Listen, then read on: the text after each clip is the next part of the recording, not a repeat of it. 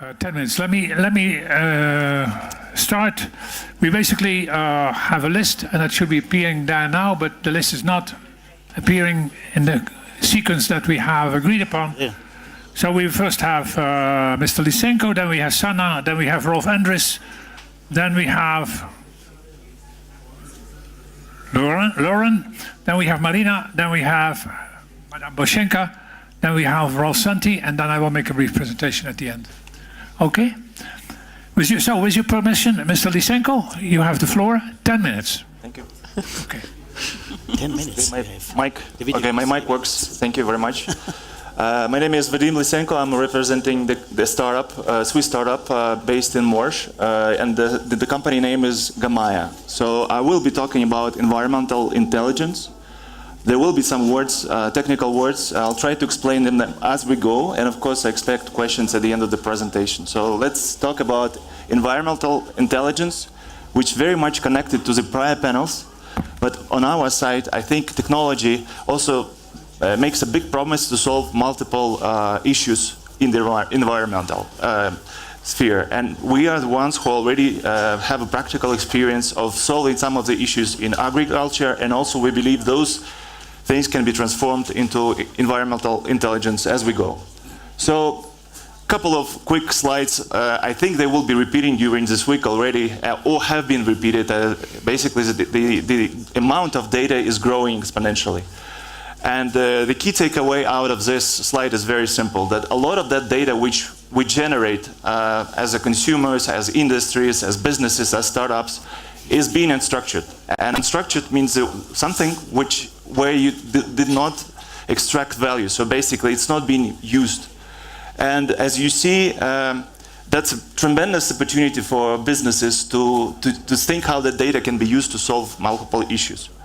So my next slide takes us a little bit back into the history, and of course this is a difficult slide, but it shows you on one dimension the percentage of employment in agriculture, taking it from the 1800 till current era, and also on the other side you see the GDP and the countries, and basically the road passes through this story, and the simple takeaways there is the following, that first of all, our world is still have a lot of the non-efficiencies across the countries. And on the other side, you can see that those countries which are more advanced have a less and less labor in the agriculture.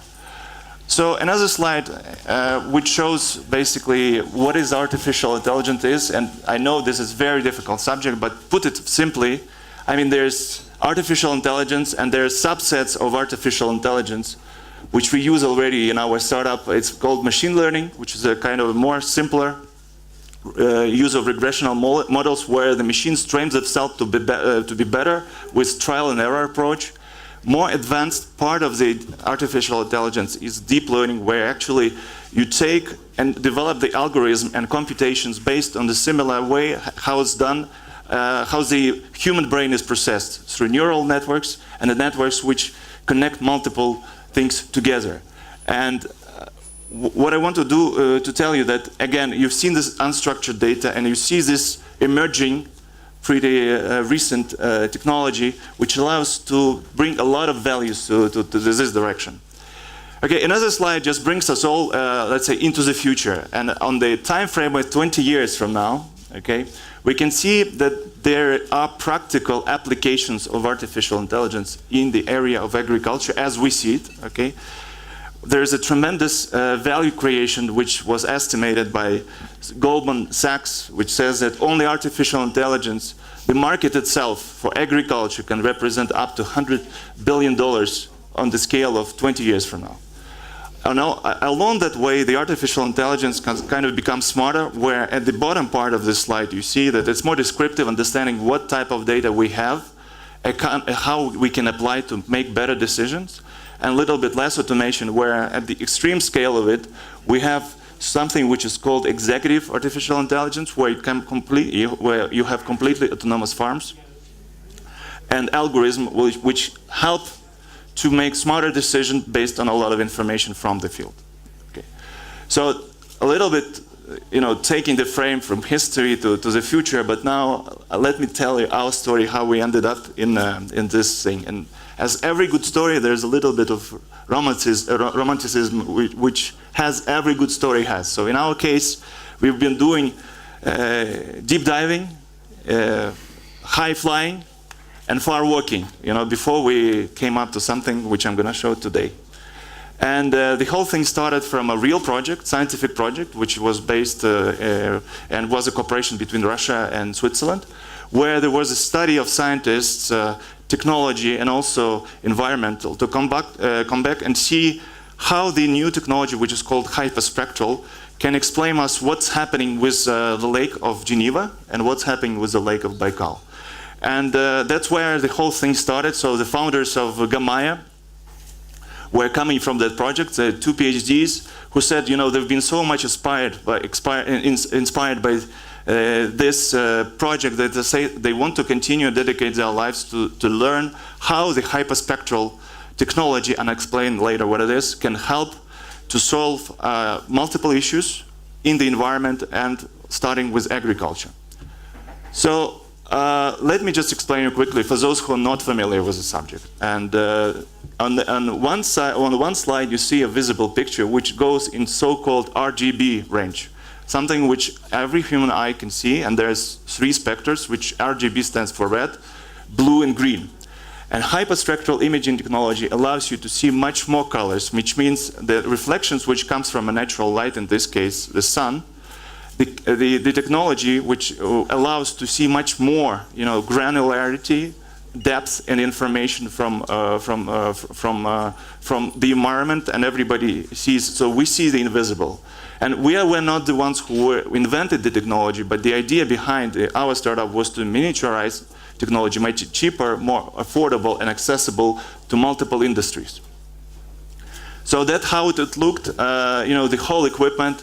When we started in 2014, actually see a bulky camera and lots of wires. So we progressed basically and miniaturized the camera and the whole equipment from 15 kilos to 250 grams. And basically this is a camera, which I'd like to show quickly, which we developed along this project. So it's very smart camera. I mean, it looks a bit simple, but the things it can do to advance the practice of agriculture and environmental intelligence are immense.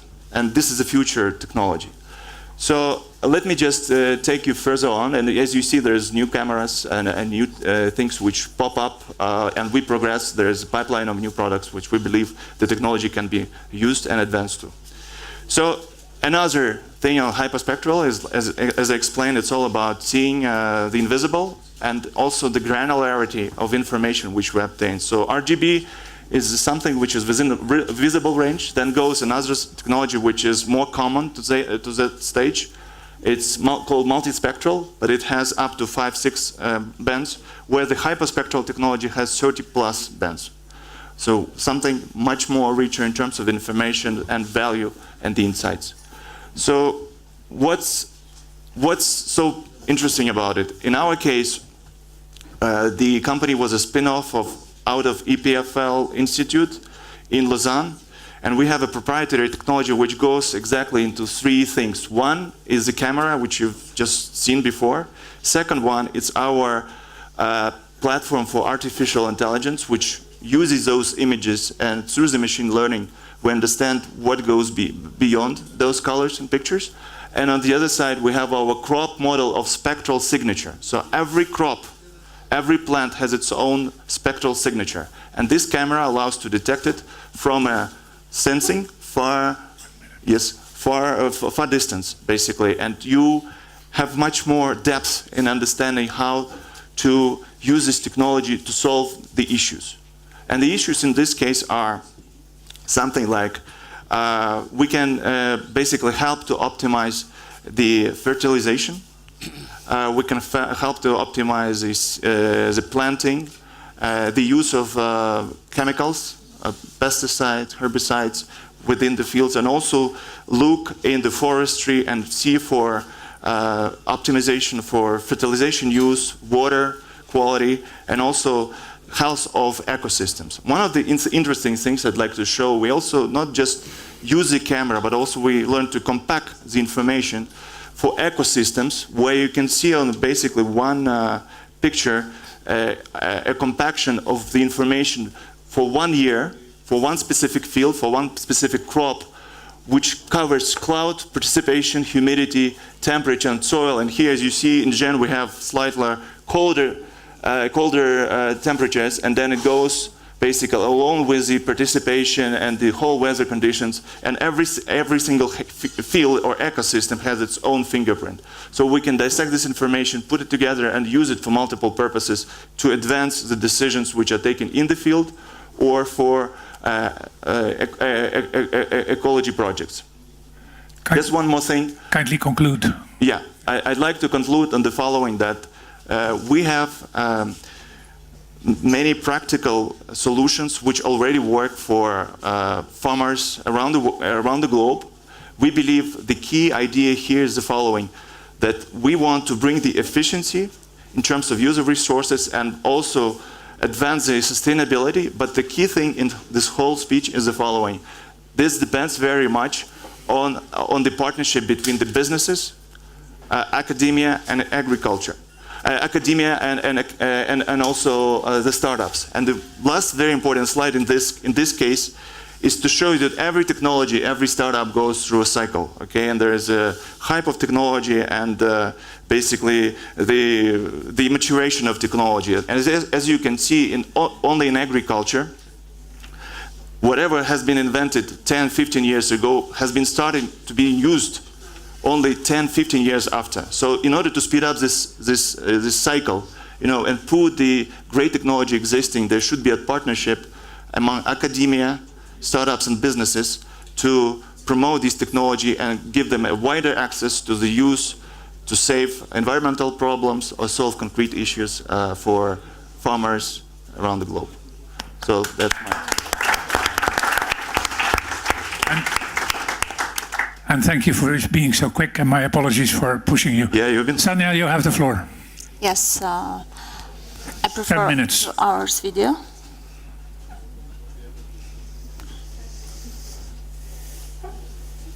Who needs a clicker? Maybe Sanya needs it. I don't know. I don't know. No? No, we don't need Oh, no, she doesn't need it. Okay. Okay, please go ahead. Two-thirds of our Earth are covered with water, of which only 1% can be utilized for humankind. Globalization and population explosion generate new diseases. To prevent their spreading, washing your hands after using the toilet becomes crucial. Our daily consumer behavior is making fresh water a precious commodity. It's time for a revolution. Our tap is setting new standards in water and energy usage. The innovative Swiss spray technology is reducing water consumption by 90% and 100% less power consumption.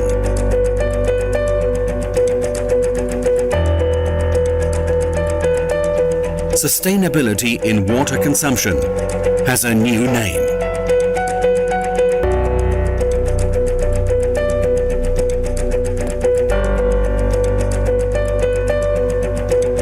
Applicable in buildings, aircraft, ships, trains, simply everywhere.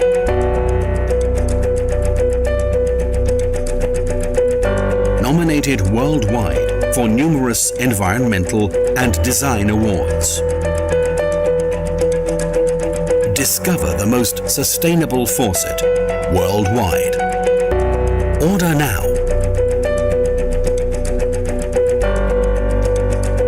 Discover also the world's most efficient foam dispenser.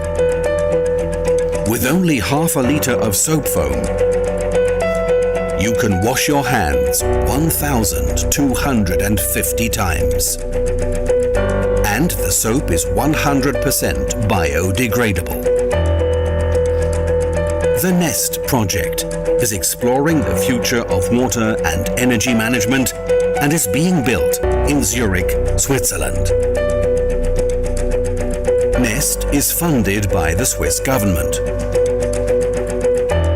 Swiss EcoTap is becoming a key infrastructure element in future buildings. Just like in NEST, it's time for a revolution. There have been many revolutions over the last century, but perhaps none as significant as saving the water for 90% and 100% of energy. So I wanted to ask our CEO of Swiss Ecoline, Mr. Rolf Senti, how the idea comes to you and why you decided to invent this Swiss EcoTap. Actually, some people here that can see I have ski boots on. No, they look just like ski boots. I was many years a ski instructor close to this area. And I realized, or I asked myself, how actually to bring the water up to over 2,000 meters sea level. This was actually the first idea. Then I was checking all the ski resorts in Switzerland. I went to all other places all over the world just to check how they bring the water up. So then I realized that the water is really complicated to bring up the water. You have any ideas in the audience how to bring the water up over 2,000 meters sea level? Any ideas? Not many people knows. Some are they pump it up, but some places it's impossible to pump it up. They're using two bottoms and the cable car to bring up the water over 2,000 meters sea level. So it's just imagine how complicated and how big the investments to bring the water up to wash hands. And the second idea, I have a showroom or do business in Dubai. And then I realized actually how much water they have or not have. So then I just saw the Muslims. Every Muslim have to pray 5 times a day. This was the same, nearly the same project. That means if the people are here not our prayers or not Muslims have to pray 5 times a day, and just thinking when they are in Mecca, they have to do the ablution. They wash their hands, they wash the feet, they wash the legs, and this 5 times a day. And 2 million people, they have to pray just in Mecca. Just calculate how much water it costs. In Switzerland, it's the water very cheap. Some places are a bit more expensive, like in Germany, €2 just a cubic water. So then when you calculate the water, what do you think, how much liter comes out to a spout to wash hands? What do you think about in 1 minute, how much water comes out? Any idea? 12 liters in a minute. That means 12 bottled water. In our case, the same time, just a glass of water.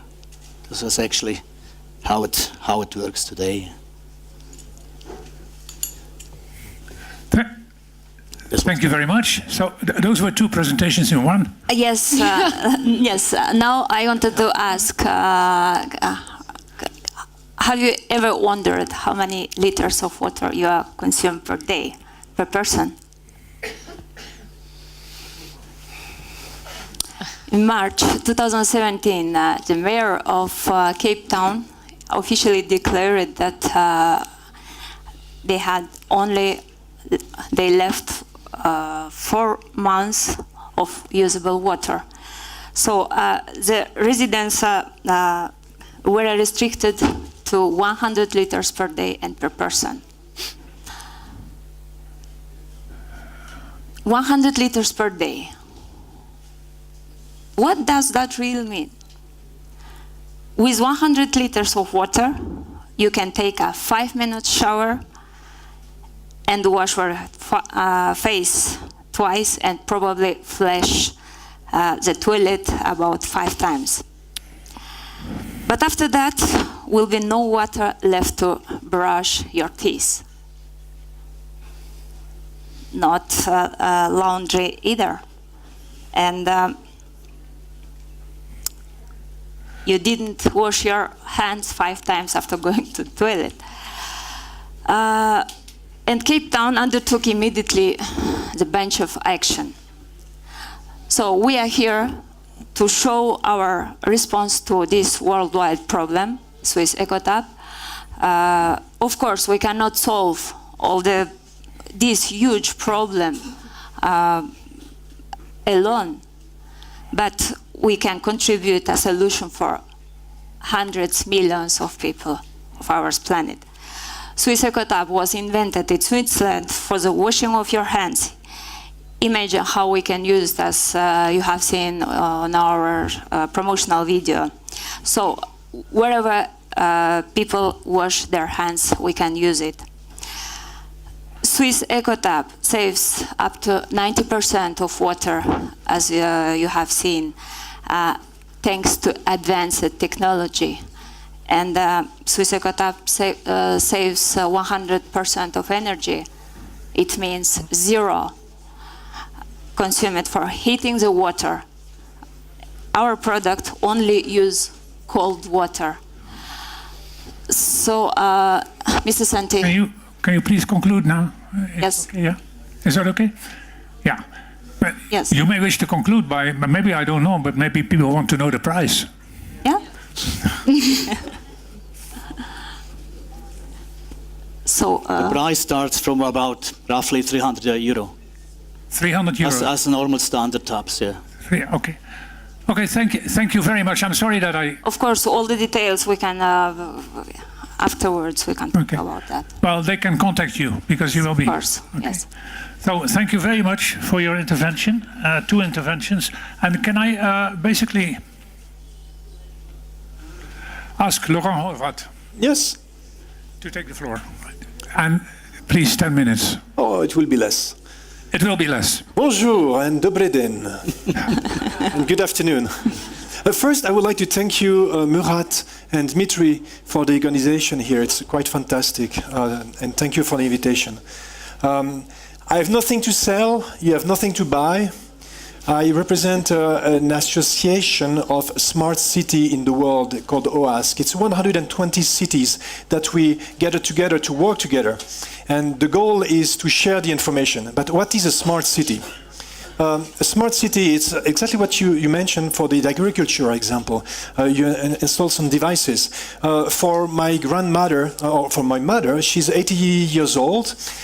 She's alone, and she's afraid that she will sleep, and in the morning she won't wake up, and she will be dead. Therefore, we install a small device, and if she wakes up after 10 o'clock, she doesn't wake up before 9 o'clock. I know I receive a message to say my mom has a problem. Therefore, I will be looking for her. That's also with the mobility, with the electric car, with the energy also.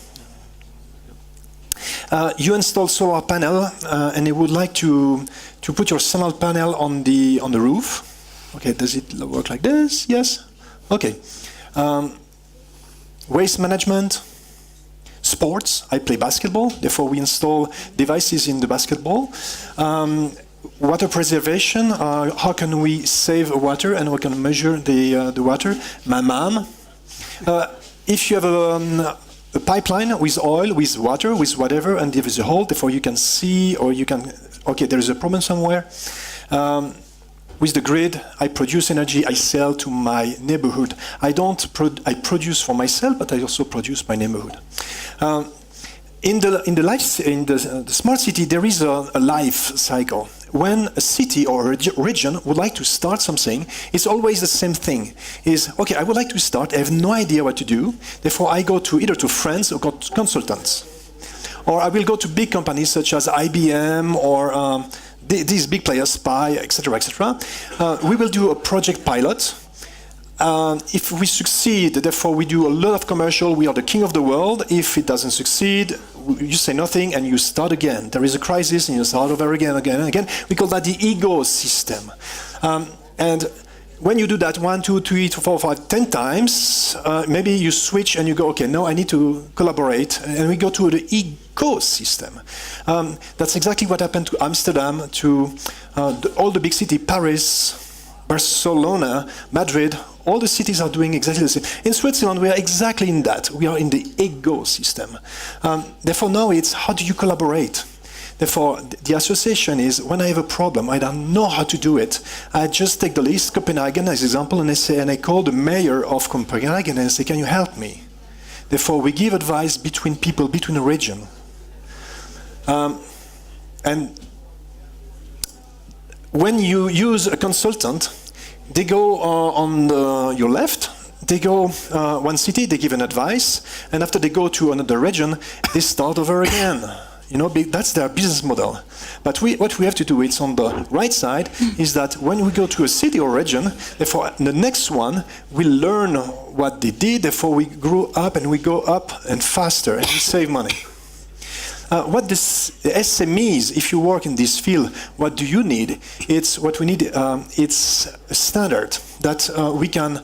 As example, I do a project here in Davos, but if I go to Geneva tomorrow, or if I go to New York after tomorrow, I can use the same system and it works. So far, it doesn't work.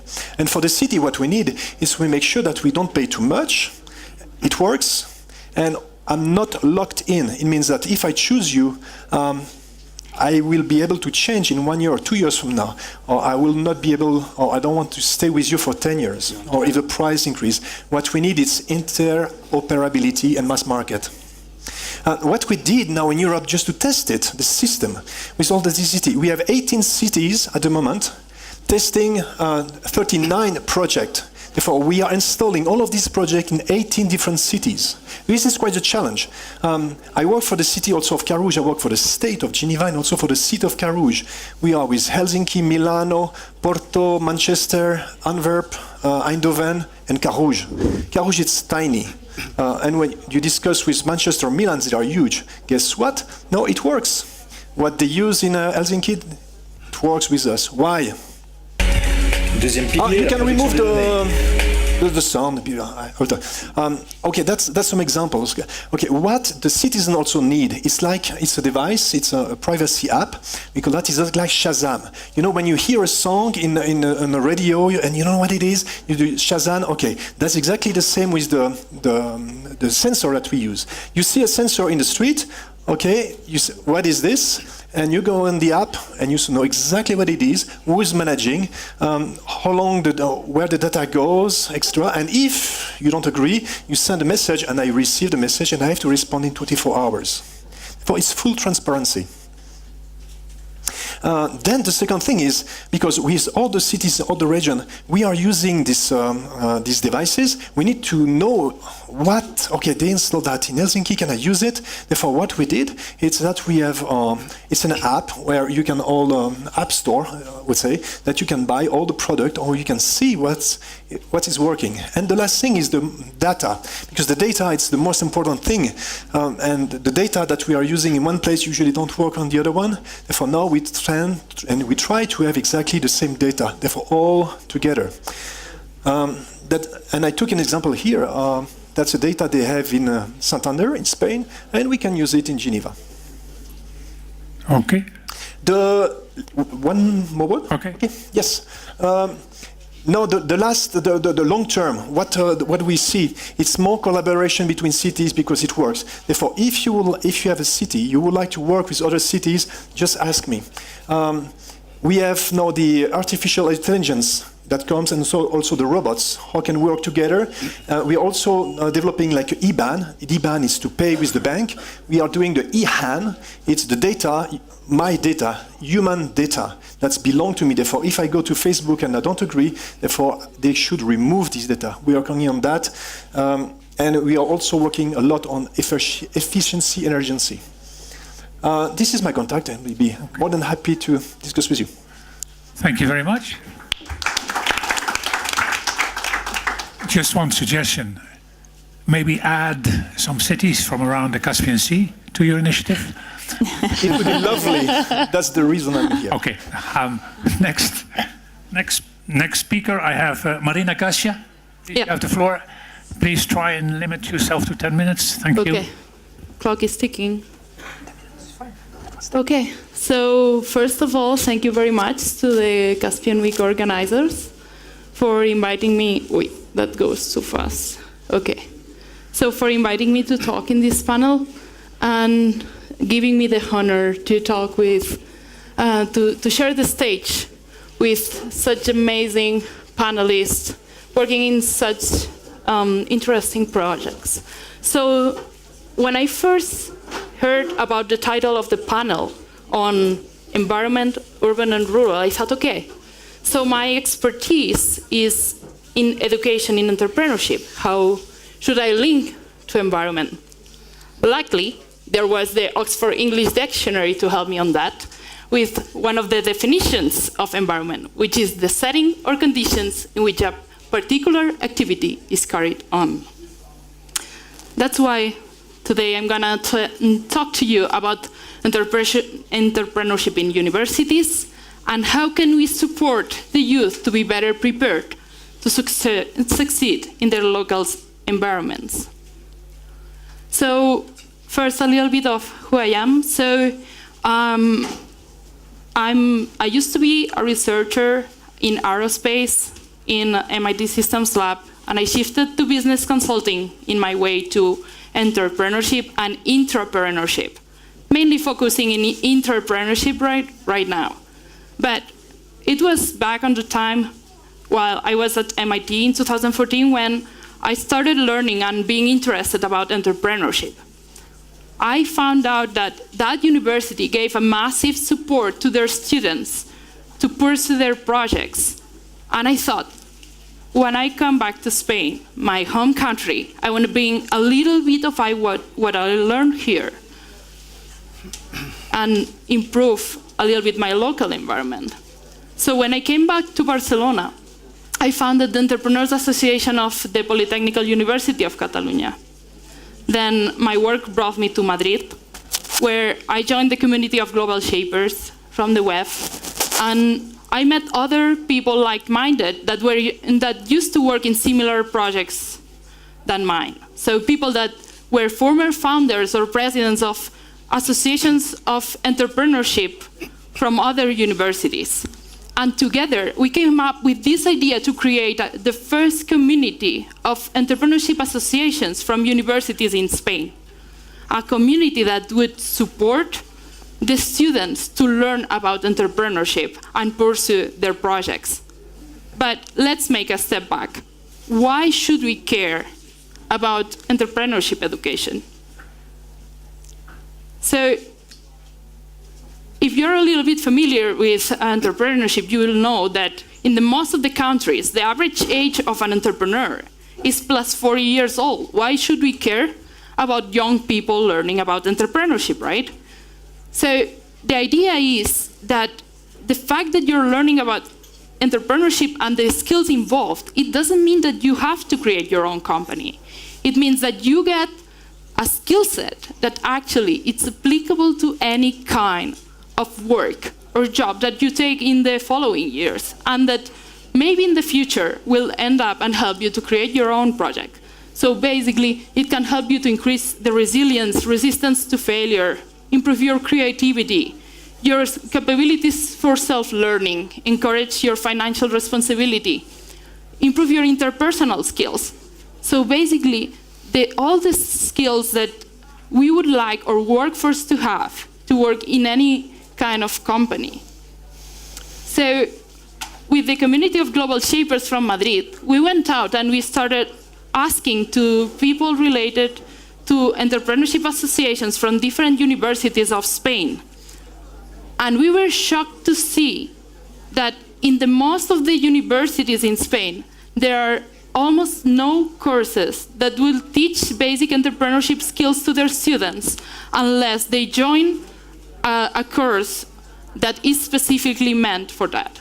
So we would get comments like, there's no specific training for entrepreneurship, the university doesn't give us the resources to get involved into the local environment and ecosystem for entrepreneurship. We are not given role models.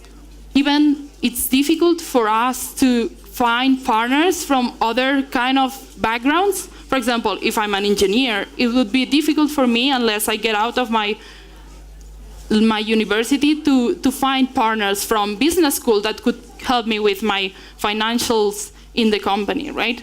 So from that, we started to put together all the information we got, and we ended up with the simplified version, the 3 things that the students would need to actually be able to pursue their projects, to get this skill set that they were missing. So we ended up with the idea that they needed network, that they would really benefit from a strong community brand that would involve like really trust. Like when you go to Harvard and you say somebody that you've been in Harvard, then that immediately creates a certain trust on the other person. Finally, they miss the know-how, the expertise on the specific field they wanted to pursue. And kind of connecting the dots, we realized, wow, actually, is it not what we are doing here, right? We called it the web formula. So if we think about it, a lot of us, we are here in Davos to improve, foster, strengthen our network. We use, when we go back home, the fact that we belong to some of the web communities to create trust in our partners. And we actually, at least me, I come here to meet people, to know about other fields I would like to know about, but I'm not expert in. So that was a very interesting finding that actually enlightened us and made us realize that each of us has the power to support students' entrepreneurship in universities. So 3 very simple things that we can do in our daily lives in each of our communities, right? So we can connect the students to the network, to our network, to the stakeholders that would help them pursue their projects. We can share our expertise. I think that everybody here, we just saw it with the other panelists, everybody here has an expertise that's worth sharing. And finally, if you know communities from different universities that you trust, talk about them. Teach people, let people know about them so the brand will be much stronger. And when they hear the name, people will immediately trust these people and the projects behind them. So that's the end of it. I hope I stick to the 10 minutes. Thank you very much. Very good, very good. I only have one suggestion. I think you should, but maybe you have done that. Insert this knowledge in the studies on business administration. Would be a good thing. Sorry? I think you might insert your knowledge and your initiative and the studies at universities on business administration. I think that those are actually the ones that are best in. Well, I think it will be a good thing anyhow to open the dialogue with them, because yeah, definitely. It's totally into to continue this discussion after the panel. Okay, thank you very much. So let me introduce the next speaker. Bozhanka. It's you, yes, Bozhanka. Okay. You have the floor. Thank you. I don't have slides. I'm going to go with something different. So what I do is related to what Marina does. And I'm just going to briefly introduce myself so you have an idea of where I come from and what I do. Then I'm going to hopefully leave you with something new that you'll learn during my 10 minutes, and then bring it back to urban and rural and how that entrepreneurial development works in different environments. So my name is Bozhanka, a slightly difficult name, maybe not for some people in this room. I'm originally Macedonian, currently being renamed, if anyone follows the news. I lived in about 7 countries and ended up being in Boston, which is where I've lived for the past 4.5 years. I teach at the National Science Foundation I-Core program, which helps researchers. So something similar to what you were doing, helping PhD students transform their research into startups. So we help them assess the market potential and give them a bit of funding as well.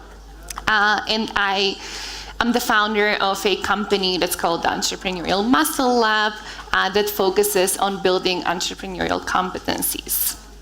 So I'm going to go a bit in some of my research that I find interesting, and I hope some of you will find interesting as well.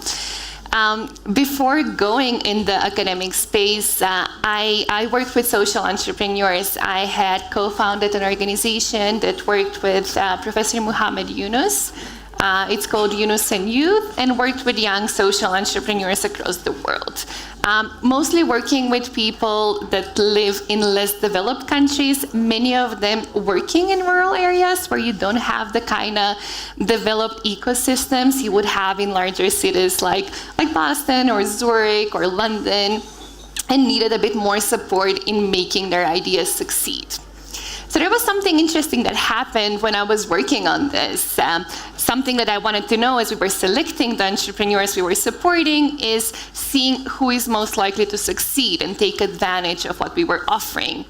And after 2 years of working on this, I caught myself kind of placing the wrong bets. So whenever I thought that this person had the best idea and is gonna be successful later on, I turned out to be wrong, which led me to kind of going a bit deeper into understanding what makes certain people successful and what makes others not so likely to make it in the startup space. So I spent about 2 years or so interviewing entrepreneurs in the US, so mostly US based, and understanding how they have developed their skills and what are those skills. So the most interesting finding that I had doing this was understanding that the development of these entrepreneurial skills for all of the people I spoke to is something that happened at a very early age.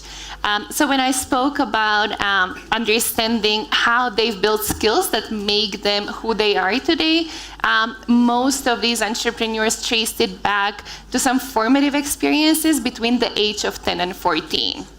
And then the other interesting part was that the development of these skills was very similar to the way athletic training works.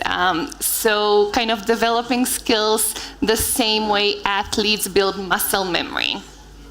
So this led into developing a new framework, which I use in my teaching and in my work as well. It's called an entrepreneurial muscle memory, which goes into understanding the entrepreneurial profile of a person, and then using very similar exercises to the ones that tennis players use or runners use, which is just going through this repetition and getting to a stage where you have the basics covered. So you have a basic understanding of all of the skills where you can kind of just do them naturally. You don't need to exert any effort while doing this. So that frees up that kind of extra energy which you need to make it beyond that point where most people do not succeed and most people fail. So I've been using this to support entrepreneurs, and this has been mostly in, I would say, the more developed cities and parts where you have the ecosystem, because it's not just the individual that's needed in order to make it in the startup space. So something that is very recent that I have been doing with rural or smaller urban areas is going into the entrepreneurial concept. So working with small and medium-sized enterprises, and then bringing people who might want to stay in this environment, and then bringing them on. How much time do I have? Not very much. Okay, I'm gonna wrap it up. Anyone who's interested, I can continue it later. So bringing them on, simulating a lot of this athletic entrepreneurial training through VR, and helping them gain the skills that they need to help the SMEs either develop a new product, a new market, and create jobs inside an existing organization. I'm going to end it here. Thank you very much. Thank you very much. Also, so now we have a last speaker, and after that, I will reintroduce you into the Caspian. So please don't go. I will reintroduce you provocatively into the Caspian. You have the floor. Thank you. Maybe can I have the presentation, please? By the way, I'm Rolf Endriss, Swissponic. I'm economist, and I'm operating in the energy sector, in the new renewable energy, and so is how we started to this first idea that we I don't know, it's going by his own. All right. Okay. Yes, we see. I see here. I see. We got. All right. So next one. Maybe technology is not my friend today. Can we go to the next slide, please, because it's not working? Thank you. Okay, so I start with an advertising that I found on the web. So I think it's a great thing, it's a great service, but do we really need that? Can we not avoid that? Can we not produce directly where we consume? Can we not harvest with the time we really need? Can we not directly produce and cultivate at home? That's the question. So, like the photovoltaic, that we produce energy directly at home. So many people do that. They do in the summertime. They have the garden. They produce the vegetables. But in wintertime, like now, you can't do that. And if you are living in a flat, you can do it at all. So that's why we developed a solution that helps to cultivate at home at any time, at any season. Now I kindly ask we prepared an explainer video to show you how. Can you please start the video, please?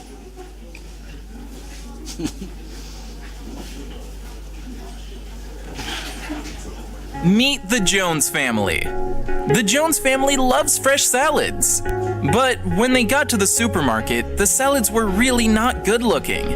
This is when they thought, why not cultivate our own salads? They asked a friend for his opinion. He told them that he cultivates his own salads in the garden, but in winter, he needs to buy as well. The Jones family were confused.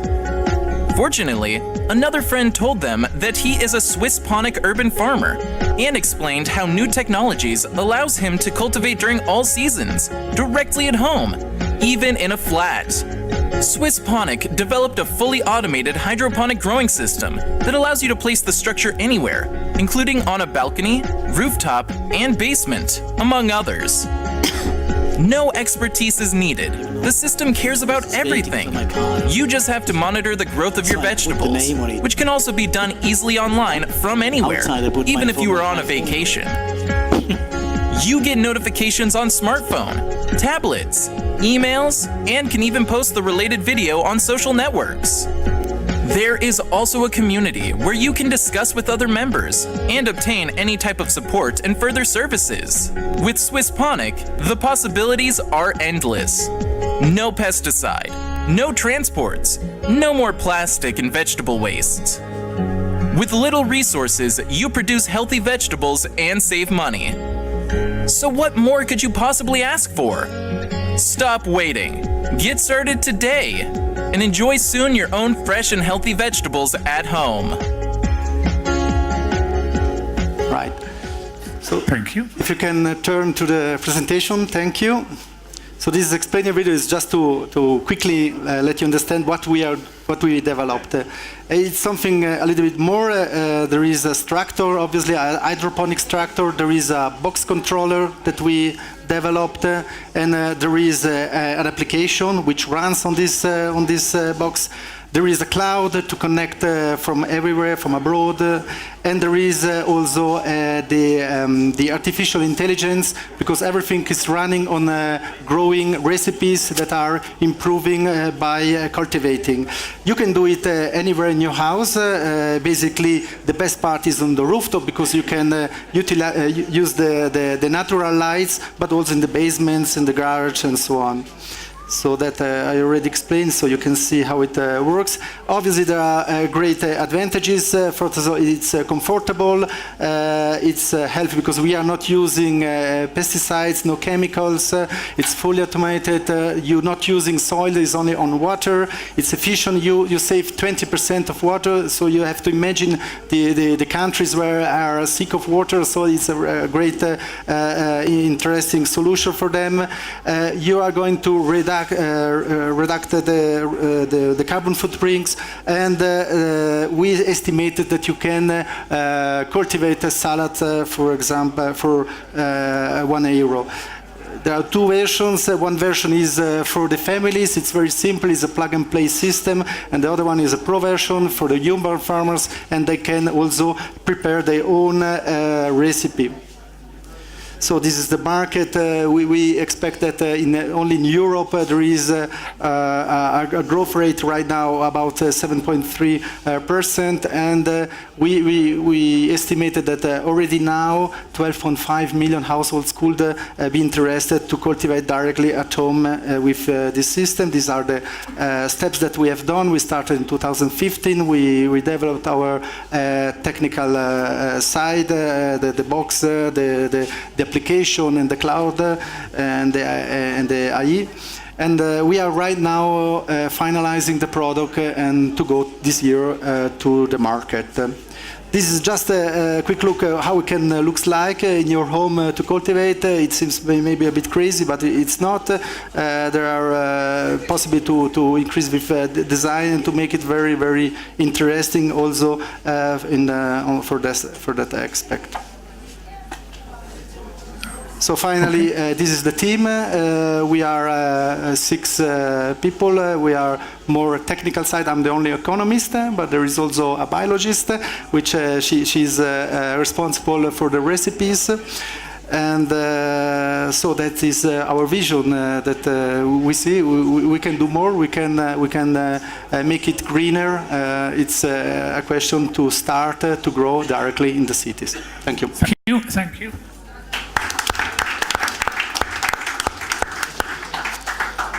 Okay, thank you. Thank you, the speakers. Let me do the last presentation to you, which is a PowerPoint. Like I said, I take you back to the Caspian. This morning, you were told that we will provide you with somewhat more information about the legal process between the Caspian countries and the Tehran Convention process. And that's exactly what I'm going to do now in concluding your day today on the Caspian. So, first slide. And next slide, please. Next slide, please. Can I have the next slide? Can you try? Do I need to do that? You do it. He will do it. Okay, yes. Introduction. Okay, good. The Caspian Sea, we agreed, is a special water body, positioned as a strategic bridge between West and East and filled with beauty and resources that test your imagination. From the moment that the sea became surrounded by 5 states instead of 2, the need for dividing the assets and safeguarding common interests emerged. A Caspian Environment Program was created, and the World Bank, UN Development Program, UN Environment Program were requested by the riparian states to assist. Next slide. Once the problem areas were identified and remedial action had found its way in the planning and decision-making process of the 5 countries, the question arose as to how organize and secure action to protect and safeguard the marine environment of the sea in a time that fisheries were in decline, oil and gas production and exploration was growing fast, and the legal status of the Caspian Sea was contested. The negotiation and signing of the legal framework for determining, reviewing, managing and coordinating what had to be done, marked a unique moment of history in the region. The Tehran Convention was the first legally binding instrument between the 5 countries, and as I said this morning, hailed by everybody as a major contribution to peace and security in the region.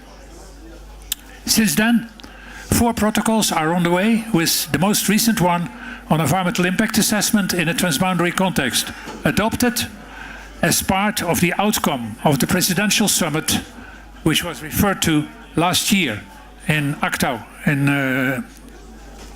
Kazakhstan. The protocols are meant to translate principal commitments made in the convention and pave the way for required responses on the ground. Next slide.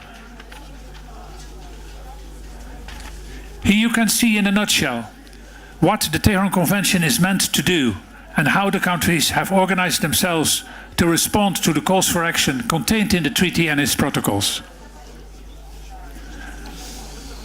Next slide.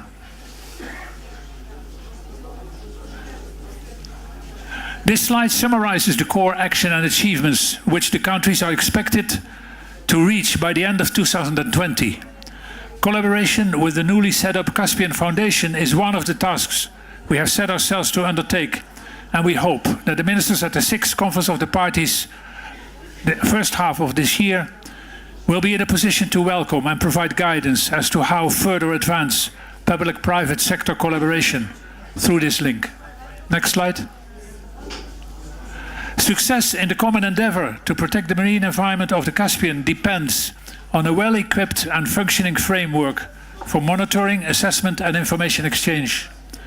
On this slide, you find the elements which the countries created to service and secure information policy decision-making and action.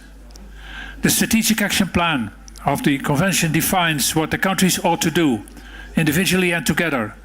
Together with the State of the Environment reports, it feeds into national development planning and budgeting.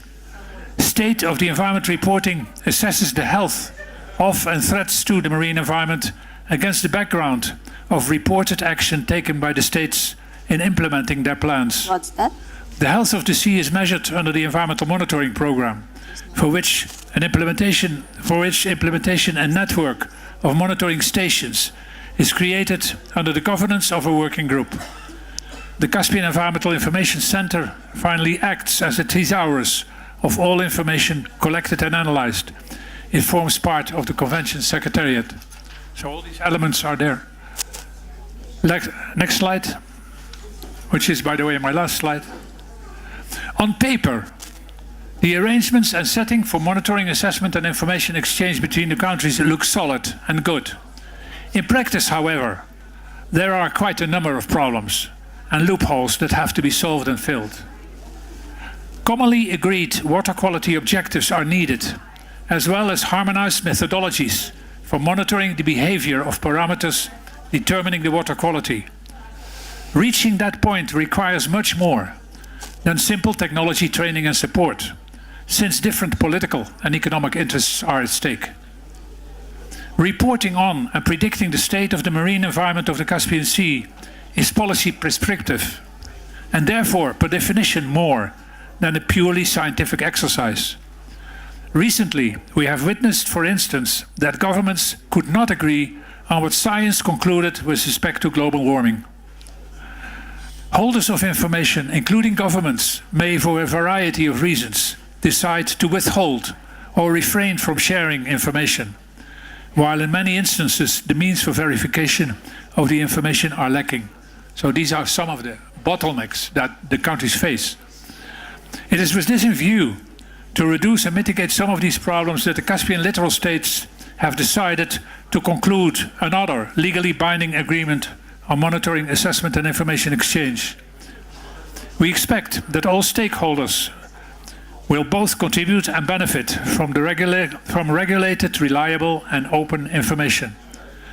The main elements of the required package of commitments are shown on the screen. We hope that the parties at the 6th conference later this year will agree on the text of a protocol on monitoring, assessment and information exchange. A final remark. A convention process is a political process governed by interstate relationships. Ministries of Foreign Affairs are playing an important role in establishing and securing common enforcement and compliance regimes. At the national level, environmental care requires action of almost every section of the administration. Furthermore, public and private sector engagement is and will remain a must. One should therefore not expect quick miracles from the Tehran Convention process, but look at it and use it as a convenient legal and institutional framework for those who want to preserve the marine environment of the Caspian Sea. So that concludes our presentations. I can now open the floor and ask you if you have any questions to the panelists or to me before concluding the debate. Or maybe comments or remarks or suggestions. Yes, first there in the back and then here.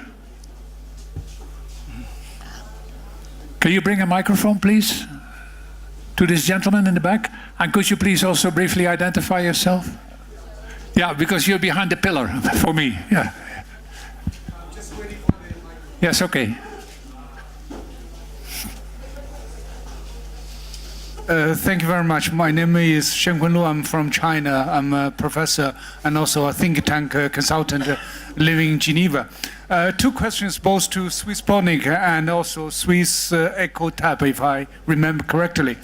I mean, you have both presented excellent examples on how we, as we discussed in previous panel, individuals could also contribute to climate change mitigation with your projects. But of course, we all understand that naturally speaking, some more eco-friendly products or friendly products would be more expensive. So consumers need to make a choice whether they would be willing to pay more and to be a contributor to this.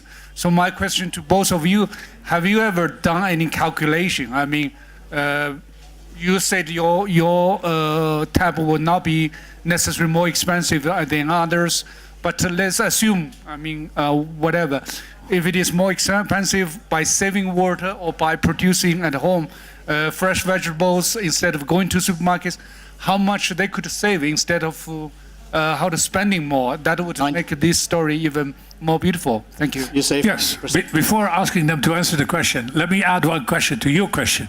You save 90%. Add one question to your question. Is it really the consumers that determine what is going to be produced? Or is it the producers that decide what is going to be put on the market? Anyhow, can you answer the question? So we estimated, so hydroponics takes about 90% less water to grow so traditional crops like salads and so on. Obviously, if we speak about tomatoes, aubergine and so on, this takes more time and it takes also more energy. Also the lights takes more energy as well. So that's why the calculation you can do for every, you have to do for every vegetable, single vegetables. But what I can say is everything is microgreen, vegetable salads and so on. This, I think, it's not worth to import them, to make thousands of kilometers to bring on the plate a microgreen. This, I think, on that part we need to make really some paradigm change. It's not only a thing of price. It's really does it make sense? So we need to start really from the fundamentals. Then afterwards we tried about everything. We already made peppers. We made tomatoes and so on. The taste is okay. It's good. It's tasting. People liked it, so I'm still alive, so that's a great notice. But I think that the important is the carbon footprint needs to be get lower, and the consuming of water. And there are regions that really need a solution that they can cultivate more to go into the increasing demand, because the demand is increasing. We spoke about CO emission, but we do not have to forget that we are growing. The population is growing. We will have 1 billion more in 10 years. How can we feed them? So we need to find a solution that can help also to satisfy the increasing demand. Thank you. I just mentioned this to the gentleman because he comes from a country, you come from a country that I think what is not being produced will not be consumed. And so I simply want to put also responsibility on the shoulders of the producers and their campaigns for selling their products and the governments by selling. Because again, what is not produced will not be consumed. The moment that you produce, there is a challenge. Anyhow. It's good. And you had a question. No, please, yeah, go ahead. Hello, everybody. I'm from Brazil. I'm a farmer and sugarcane producer and agroflorestal and organic producer too.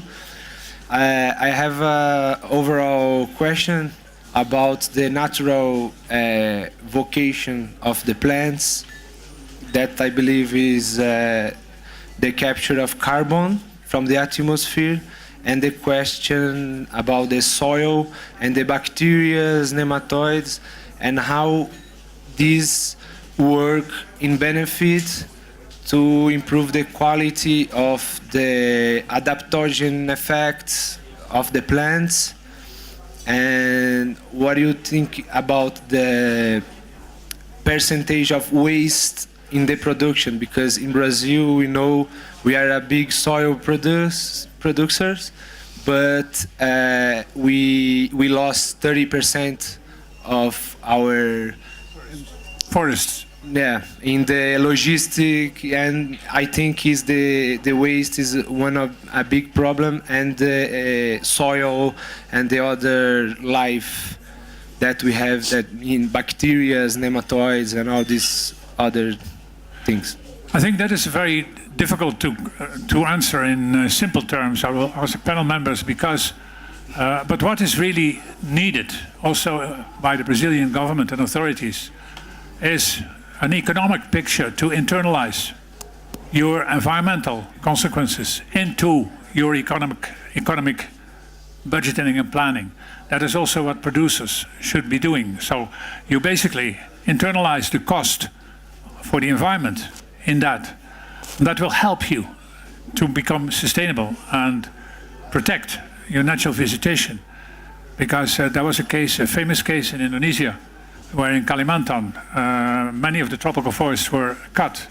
Then Indonesia came out with the growth figure of the country, and that was a very positive figure. And then the Food and Agriculture Organization told Indonesia, your figure will be negative if you calculate the impact on the environment that this has made. That was not very well received by the government of Indonesia at that time, because they were really wanting to promote a positive figure. So, but on the physical side of it, you may respond on the relationship. Please go ahead. Okay. So thank you very much for your question. It's pretty much related to the technology which we apply in Gamaya.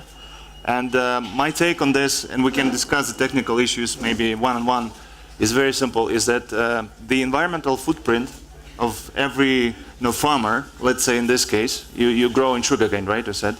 So it depends on everyday decisions you're taking in the farm.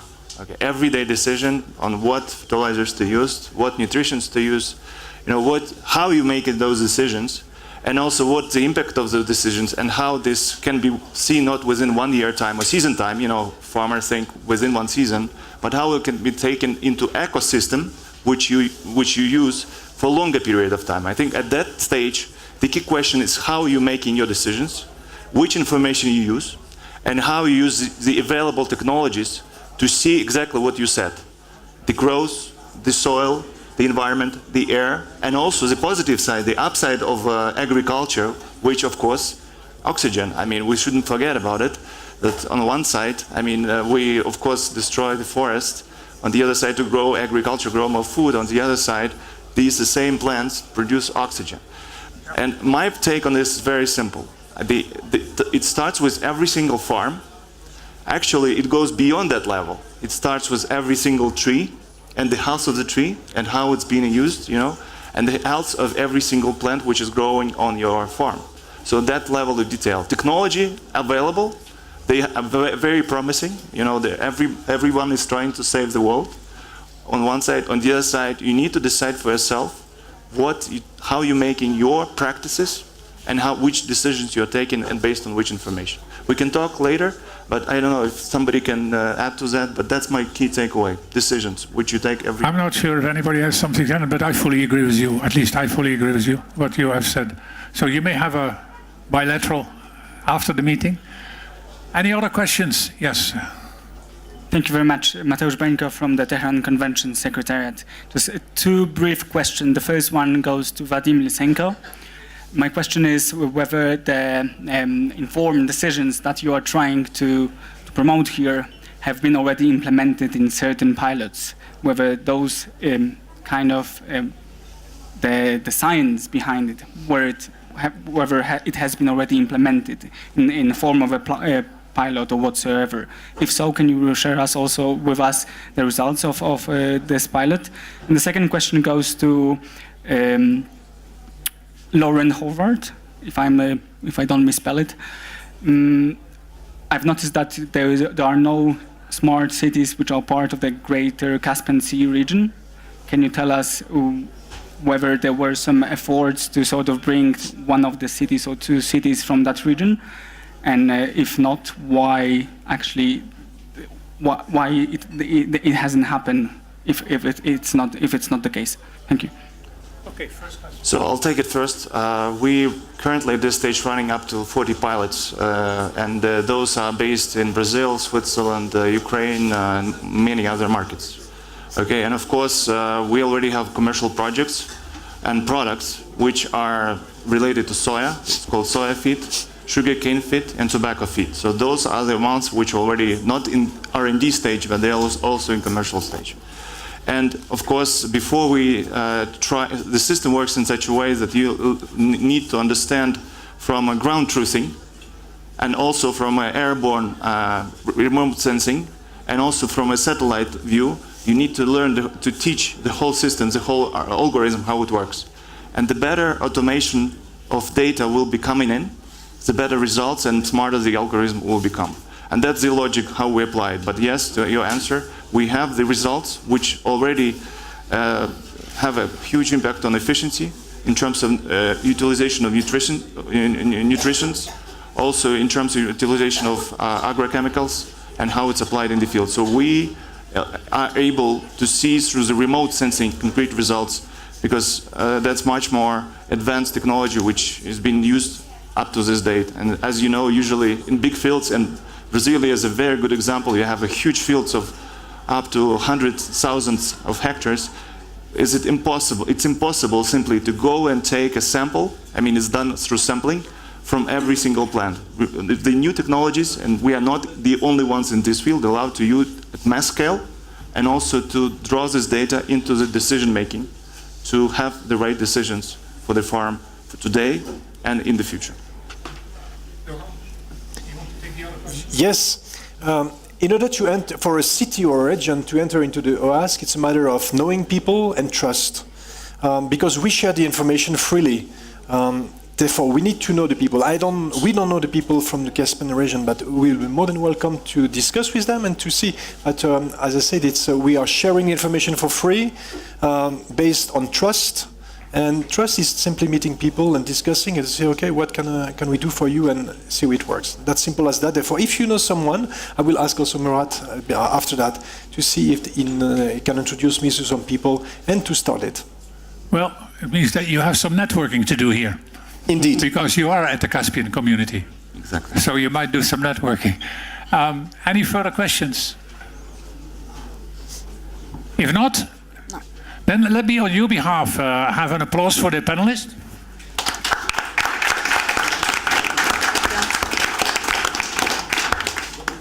And thank you for listening to the, I think, very rich variety of presentations this afternoon. And wish you a very good evening.